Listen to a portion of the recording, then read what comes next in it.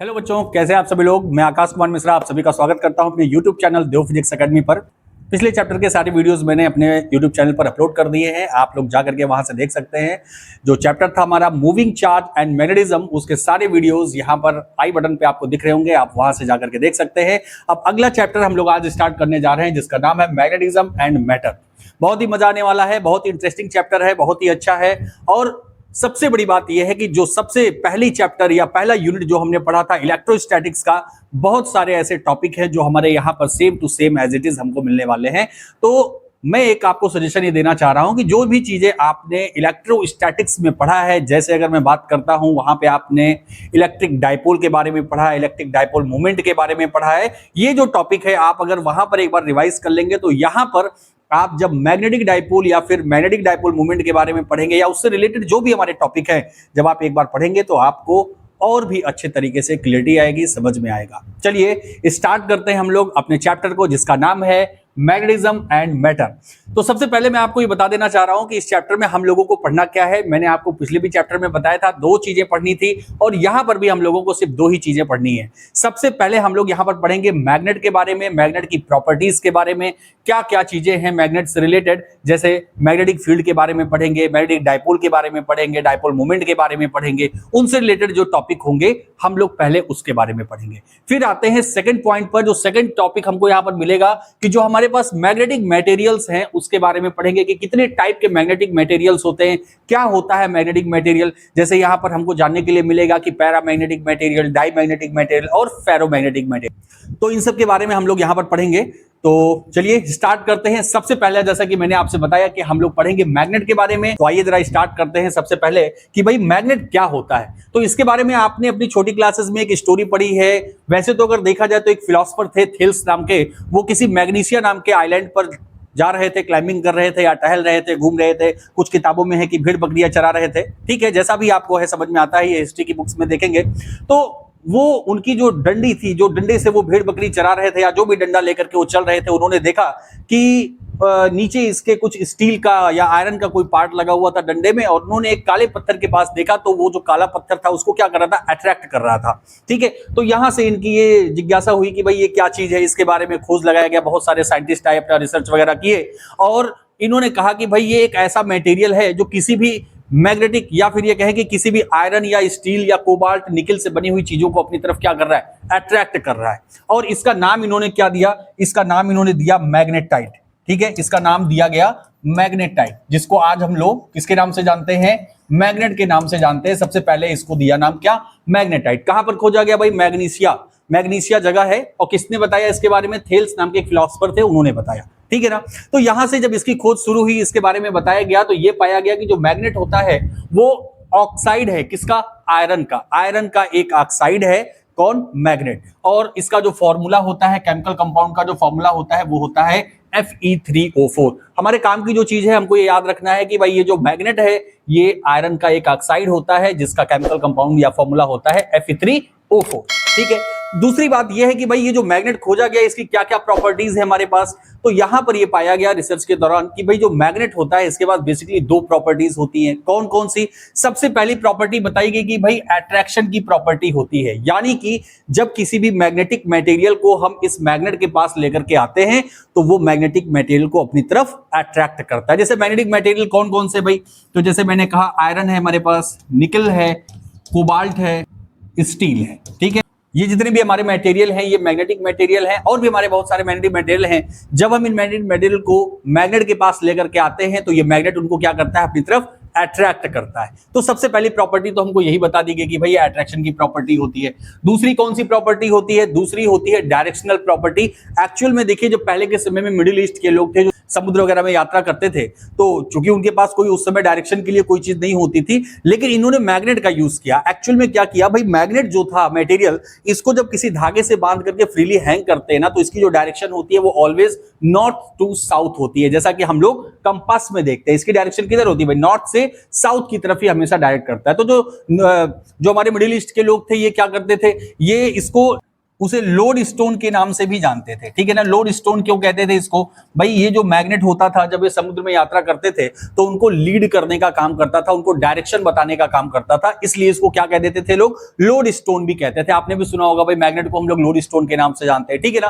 खैर यहां पर जो हमारे पॉइंट वाली चीजें हैं वो हमको देख लेनी है। सबसे पहला मैंने बताया कि भाई देखो जो मैग्नेट होता है वो आयरन का एक ऑक्साइड होता है, Fe3O4 उसका फॉर्मूला है। फिर प्रॉपर्टी के बारे में अगर बात की जाए तो इसकी सबसे बेसिक प्रॉपर्टी होती है अट्रैक्शन की, यानी किसी भी मैग्नेटिक मेटल को ये अपनी तरफ अट्रैक्ट करता है, जैसे हमारे पास आयरन है, निकेल है, कोबाल्ट है, स्टील है। फिर उसके बाद देखा गया कि जो इसकी अगली प्रॉपर्टी है वो कौन सी है? डायरेक्शनल प्रॉपर्टी है, यानी कि ये डायरेक्शन बताने का भी काम करता है। अगर हम मैग्नेट को फ्रीली हैंग करेंगे तो वो नॉर्थ से साउथ की तरफ ही डायरेक्ट करता है, तो वहां से हम डायरेक्शन भी लिख सकते हैं। तो दो बेसिक प्रॉपर्टी आ गई भाई, अट्रैक्शन की और डायरेक्शनल की। फिर आ जाते हैं जरा अगले पॉइंट पर, जो कि है आर्टिफिशियल मैग्नेट। भाई आर्टिफिशियल मैग्नेट की जरूरत क्यों पड़ी? क्योंकि देखिए जब हमारे पास ये जो नेचुरल मैग्नेट हमको मिला था Fe3O4, ठीक है, Fe3O4 जो हमको नेचुरल मैग्नेट मिला था, इसकी मैग्नेटिक स्ट्रेंथ इतनी ज्यादा नहीं थी। वैसे तो अट्रैक्ट तो करने का काम करता था, लेकिन इतनी ज्यादा स्ट्रेंथ के साथ वो अट्रैक्ट नहीं कर पाता था। भाई देखिए आज के समय में जो हम लोग मैग्नेट्स यूज करते हैं उसकी स्ट्रेंथ बहुत ही ज्यादा होती है। तो अब जो नेचर में हमको मिल रहा है मैग्नेट, उसकी स्ट्रेंथ इतनी ज्यादा नहीं होती थी। तो जब हमारे साइंटिस्ट लोग इस पर रिसर्च करते गए तो आगे चल करके इसकी स्ट्रेंथ को बढ़ाने का काम किया गया। और स्ट्रेंथ को बढ़ाने के लिए इन्होंने क्या किया भाई? आर्टिफिशियल मैग्नेट का यूज किया। आर्टिफिशियल मैग्नेट कैसे बनाया? तो अभी पिछले वाले चैप्टर में हम लोगों ने एक टॉपिक पढ़ा था सोलेनॉइड। आपने पढ़ा था कि सोलेनॉइड से हम लोग क्या प्रोड्यूस करते हैं? यूनिफॉर्म मैग्नेटिक फील्ड प्रोड्यूस करते हैं। और किसकी हेल्प से प्रोड्यूस करते हैं? भाई उसके ऊपर हमने एक वायर को वाउंड किया था और उसमें करंट फ्लो कराया था, जिससे मैग्नेटिक फील्ड प्रोड्यूस हुई थी, है ना। तो एक तरीके से अगर देखा जाए तो जो इलेक्ट्रोमैग्नेट होता है उसकी हेल्प से हम लोग आर्टिफिशियल मैग्नेट को फॉर्म करते हैं। इलेक्ट्रोमैग्नेट क्या है भाई? इलेक्ट्रोमैग्नेट का मतलब कि इलेक्ट्रिसिटी और मैग्नेट, यानी कि इलेक्ट्रिक फील्ड और मैग्नेटिक फील्ड, इन दोनों के कॉम्बिनेशन से हम लोग इलेक्ट्रोमैग्नेट फॉर्म करते हैं। या फिर ये कहते हैं कि इलेक्ट्रोमैग्नेटिक वेव के थ्रू हम लोग जो आर्टिफिशियल मैग्नेट है उसको फॉर्म करते हैं, जिसमें कि सोलेनॉइड का भी एक बहुत बड़ा रोल है। भाई सोलेनॉइड में भी क्या है? इलेक्ट्रोमैग्नेटिक वेव होती है। खैर आगे चल करके आप लोग अगले चैप्टर में ये चीजें पढ़ेंगे जब इलेक्ट्रोमैग्नेटिक वेव वाला चैप्टर हमारा आएगा। तो यहां पर हमसे आर्टिफिशियल मैग्नेट की बात की जाए, देखिए जैसे यहां पर हम अपने अकॉर्डिंग टू नीड, जैसी हमको जरूरत होती है उसके अकॉर्डिंग हम मैग्नेट को फॉर्म कर लेते हैं। जैसे ये देखिए आप देख रहे हैं बार मैग्नेट है हमारे पास, रिंग के शेप का भी हमने बना दिया रिंग मैग्नेट। या फिर देखिए यहां पर ये जो मैग्नेटिक नीडल है आप देखते हैं हमेशा ये नॉर्थ से साउथ की तरफ डायरेक्ट करती है, जैसे कंपास में यूज किया जाता है। फिर रिंग मैग्नेट है हमारे पास, और ये है हमारा हॉर्सशू मैग्नेट। हॉर्सशू मैग्नेट तो आपने क्लास 10th में भी पढ़ा था, वो वाला आपको याद होगा, जिसमें आपने फोर्स डायरेक्ट किया था फ्लेमिंग के लेफ्ट हैंड रूल से कि फोर्स की डायरेक्शन किधर होने वाली है। हॉर्सशू मैग्नेट एक्चुअल में इसका ये वाला जो एक पोल होता है ये नॉर्थ होता है और ये साउथ होता है। ये हमारे नॉर्थ और साउथ पोल होते हैं हॉर्सशू मैग्नेट के। तो ये क्या है? डिफरेंट डिफरेंट शेप के, साइज के हम लोग मैग्नेट, आर्टिफिशियल मैग्नेट बना लेते हैं अपनी जरूरत के अनुसार, ठीक है। तो खैर ये आर्टिफिशियल मैग्नेट है। फिर आता है नेक्स्ट हमारे पास बार मैग्नेट। भाई बार मैग्नेट क्या है? देखिए बेसिकली अगर देखा जाए ना तो हमको इस चैप्टर में बार मैग्नेट के बारे में पढ़ना है। वैसे तो हमने यहाँ पर देख लिया कि कौन कौन से, जैसी हमारी जरूरत है उसके अकॉर्डिंग हमने यहाँ पर मैग्नेट फॉर्म कर लिया, लेकिन जो हमको बेसिक इस चैप्टर में पढ़ना है वो पढ़ना है एक बार मैग्नेट का। बार मैग्नेट किस तरह का होता है? देखिए ये कुछ हमारा बार मैग्नेट बना हुआ है, जिसमें कि एक नॉर्थ पोल और एक साउथ पोल आपको दिखाया गया है। यहाँ पर अगर बार मैग्नेट की प्रॉपर्टी की बात की जाए तो भाई बार मैग्नेट जो होता है इसकी जो स्ट्रेंथ होती है, यानी कि अट्रैक्शन की जो स्ट्रेंथ होती है वो सबसे ज्यादा कहां पर होती है? इसके पोल्स पर होती है, ठीक है ना। इसके पोल्स पर जो मैग्नेटिक फील्ड की स्ट्रेंथ होती है वो सबसे ज्यादा होती है। और इसका पता कैसे किया गया? भाई आपने ये भी एक्सपेरिमेंट पढ़ा था कि हमने क्या किया, एक मैग्नेट को रखा कार्डबोर्ड के ऊपर और उस कार्डबोर्ड के ऊपर क्या कर दिया? आयरन स्प्रिंकल कर दिया, यानी जो हमारे मैग्नेटिक मटेरियल जैसे कि आयरन की जो छीलन है उसको डाल दिया गया, और देखा गया कि जो सबसे ज्यादा आयरन स्प्रिंकल था वो कहां पर आया? इसके पोल्स पर आकर के इकट्ठा हो गया। तो इससे ये रिजल्ट निकलता है कि भाई जो पोल है इस बार मैग्नेट के, वहां पर मैग्नेटिक स्ट्रेंथ जो होती है वो सबसे ज्यादा होती है, ठीक है ना। तो यहां से हम लोग ये कह सकते हैं कि भाई जो पोल्स हैं इसकी मैग्नेटिक स्ट्रेंथ सबसे ज्यादा कहां पर होती है? पोल्स पर होती है। अच्छा ये जो मैग्नेटिक स्ट्रेंथ है क्या इसको हम लोग डीमैग्नेटाइज भी कर सकते हैं? या फिर मैं अगर आपसे कहूं कि अगर मेरे पास कोई भी बार मैग्नेट है, क्या उस बार मैग्नेट को हम डीमैग्नेटाइज भी कर सकते हैं, यानी कि उसकी मैग्नेटिक प्रॉपर्टी को क्या हम खत्म कर सकते हैं? तो बिल्कुल हाँ, ऐसा हम लोग कर सकते हैं। कैसे कर सकते हैं तो जरा ये देखते हैं। अगर मैं आपसे कहूं कि किसी भी बार मैग्नेट को या किसी भी मैग्नेट को अगर हम क्या कर दें? हीट कर दें, यानी कि उसको ज्यादा टेम्परेचर में रख देते हैं, तो भी उसकी जो मैग्नेटिक प्रॉपर्टी होती है वो क्या होती है भाई? लूज हो जाती है, यानी कि मैग्नेटिक प्रॉपर्टी खत्म हो जाती है, वो अट्रैक्शन, डायरेक्शन डायरेक्शन सब कुछ खत्म। दूसरा क्या तरीका है, जैसे अगर मैं कह रहा हूं कि आप रफ हैंडलिंग कर रहे हैं किसी भी मैग्नेट का, या कोई भी मैग्नेट हमारे पास है, चाहे बार मैग्नेट है, बार मैग्नेट की बात कर रहे हैं, अगर आप उसका रफ हैंडलिंग कर रहे हैं, जैसे उसको गिरा रहे हैं, पटक रहे हैं, उसके ऊपर हथौड़ा मार रहे हैं, तो जो उसके पार्टिकल्स होंगे उसमें वाइब्रेशन होने लगती है। जैसे आपने किसी भी चीज को गिराया, जैसे मैग्नेट को आपने गिराया, तो उसके जो पार्टिकल्स होंगे उनमें वाइब्रेशन होगी, और उनके वाइब्रेशन की वजह से जो उनकी मैग्नेटिक प्रॉपर्टी होगी वो खत्म हो सकती है, यानी कि डीमैग्नेटाइज हो सकता है। थर्ड पॉइंट जो हमारे पास है किसी भी मैग्नेट को डीमैग्नेटाइज करने का, कि अगर मैं उसको रिवर्स मैग्नेटिक फील्ड में रख देता हूं। रिवर्स मैग्नेटिक फील्ड का मतलब क्या है, जैसे मैंने कहा कि मेरे पास एक मैग्नेट यहां पर है नॉर्थ और साउथ। अब हमको पता है कि भाई जो मैग्नेटिक फील्ड लाइंस है वो नॉर्थ से साउथ की तरफ चलती है, भाई नॉर्थ पोल से ओरिजिनेट होगी और साउथ पोल की तरफ टर्मिनेट होगी। तो यहां पर अगर मैं एक दूसरा मैग्नेट ले लेता हूं, मैंने क्या किया भाई, एक दूसरा मैग्नेट लिया और इसको कुछ इस तरीके से, देखिए ये एक मैंने दूसरा मैग्नेट ले लिया और ये मेरे पास साउथ और ये है नॉर्थ। अब भाई यहां से भी जो मैग्नेटिक फील्ड लाइंस होंगी वो इधर से निकलेंगी और इस डायरेक्शन में जाएंगी। अब देखिए यहां पर अगर मैं इसको रिवर्स मैग्नेटिक फील्ड में रख दूंगा तो ये वाला जो मैग्नेट होगा वो धीरे धीरे करके क्या हो जाएगा, डीमैग्नेटाइज हो जाएगा, यानी कि इसकी मैग्नेटिक प्रॉपर्टी खत्म हो जाएगी। अच्छा, एक क्वेश्चन और यहां से बनता है कि क्या कोई बार मैग्नेट है उसकी पोलरिटी चेंज की जा सकती है क्या? जैसे पोलरिटी का मतलब ये है कि अभी मेरे पास ये साउथ है, क्या मैं इसको नॉर्थ कर सकता हूं, और ये जो हमारा नॉर्थ है क्या इसको मैं साउथ कर सकता हूं? तो बिल्कुल हाँ कर सकते हैं। कैसे कर सकते हैं? जस्ट यही आंसर होगा कि उसे मैं रिवर्स मैग्नेटिक फील्ड में अगर रख देता हूं, यानी अपोजिट मैग्नेटिक फील्ड में अगर मैं उसको प्लेस कर दूंगा तो इस मैग्नेट की पोलरिटी भी चेंज हो सकती है। ठीक है ना? तो ये बात आपको ध्यान रखना है कि अगर मैं उसको रिवर्स मैग्नेटिक फील्ड में रखता हूं तो डीमैग्नेटाइज भी हो सकता है और इस मैग्नेट की पोलरिटी भी चेंज हो सकती है। डन। तो यहां से हमने देख लिया कि भाई बार मैग्नेट क्या है, तो भाई स्ट्रेंथ भी हमने देख ली कि पोल्स पर सबसे ज्यादा होती है। कैसे पता किया? आयरन स्प्रिंकल डाल करके। फिर हमने यहां पर देख लिया कि भाई किसी भी मैग्नेट को हम डीमैग्नेटाइज कैसे कर सकते हैं। चलिए आगे चलते हैं।